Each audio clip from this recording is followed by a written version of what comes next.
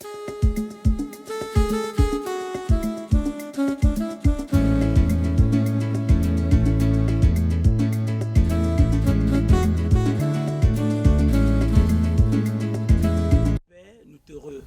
es bon, tu es amour, tu nous aimes, tu veux notre bien. Seigneur, nous venons à tes pieds avec assurance, car nous croyons que ta parole est la source de notre vie. Ta parole, c'est toi qui parles et ce que tu dis va toujours s'accomplir. Merci pour chaque personne qui suit cette dévotion, que ton esprit œuvre en chacun de nous, dans le nom de Jésus-Christ. Amen. Bonjour à tous, bienvenue à cette dévotion dans Actes, le chapitre 4. Nous lisons à partir du verset 21. Quand Pierre a fini de parler, il leur a dit expressement: vous nous interdisez de parler au nom de Jésus. Quant à nous, nous ne pouvons pas ne pas annoncer ce que nous avons vu, ce que nous avons entendu. Les chefs du peuple leur firent de nouvelles menaces. Ils les ont menacés encore et ils les ont relâchés. À cause du peuple, ils ne trouvaient pas le moyen de les punir parce que tous attribuaient à Dieu la gloire de ce qui était arrivé. C'est merveilleux. En effet, l'homme qui avait bénéficié de cette guérison miraculeuse était âgé de plus de 40 ans. Alors, les faits sont là. Cela doit nous apporter la compréhension, la conviction que le monde a besoin d'entendre le message de salut en Jésus-Christ. Car ce message, il enlève tout doute. Ce message, il donne la foi. Ce message donne gloire à Dieu. Pierre a eu le courage de leur dire: je suis témoin, j'ai vu, j'ai entendu. Et ce que j'ai vu, ce que j'ai entendu, c'est ce que j'annonce. Et la parole de Dieu dit que tous ceux qui étaient là attribuaient à Dieu la gloire pour le miracle qui a été produit. Vous voyez que le miracle, Dieu ne s'est pas arrêté au miracle. Mais par le miracle, Pierre a eu l'occasion d'attirer plus de 5000 personnes à Christ. Par le miracle, Dieu a fermé la bouche à ceux qui voulaient les punir. Ils n'ont pu faire que des menaces, mais des menaces vaines. Ils n'ont même pas pu les jeter en prison à nouveau. Et ils ont fait quoi? Ils les ont relâchés. La victoire leur a été accordée à cette occasion. Mais ce n'est pas tout. Ce qui attire mon attention, tous attribuaient la gloire à Dieu, y compris ceux-mêmes qui ne voulaient même plus qu'on parle de Jésus. Tous attribuaient la gloire à Dieu. Le peuple attribuait la gloire à Dieu. C'est Dieu qui est intervenu. Ça, c'est la main de Dieu qui agit. Oui, cela m'enseigne que le Dieu qui a créé le ciel et la terre, il mérite la gloire. Il mérite la gloire dans ta vie, il mérite la gloire dans ta maison, il mérite la gloire dans ton quartier, il mérite la gloire dans ton village, dans ta ville, dans ton pays. Mais il faut que le message soit annoncé afin que Dieu confirme ce message pour que les hommes se rendent compte que Dieu œuvre toujours. C'est impressionnant.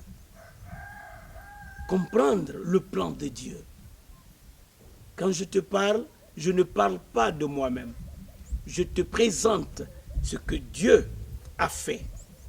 Quand tu crois cela, tu verras la même puissance de Dieu agir dans ta vie. Et tu vas donner gloire à Dieu. Et c'est cela, le but de Dieu. Il a créé l'homme pour sa gloire. Tout ce qui vient contre la prédication de l'évangile est du diable.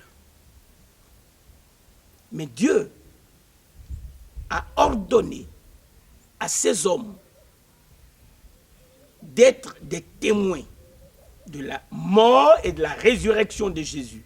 À ce message qu'il va ajouter confirmation. Et c'est ce qui a été fait.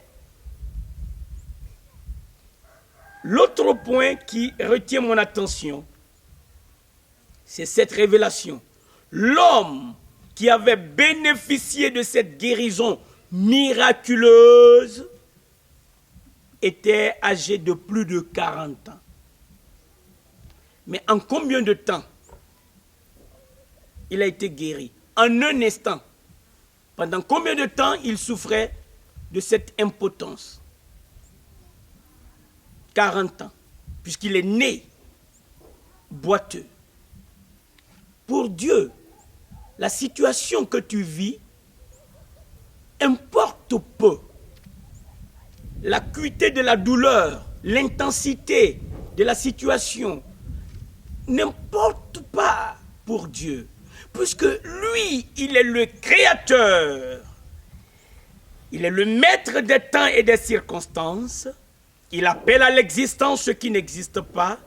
Il donne la vie même aux morts. Alors, il peut intervenir dans ta vie. Si simplement tu veux croire à ce qu'il a fait pour l'humanité, à ce qu'il a fait pour toi. Toi qui n'as pas encore reçu Christ, Jésus-Christ est mort pour tes péchés. Voilà le message essentiel que Pierre a donné non seulement au peuple, mais aux anciens et à tous ceux qui étaient au Sanhédrin.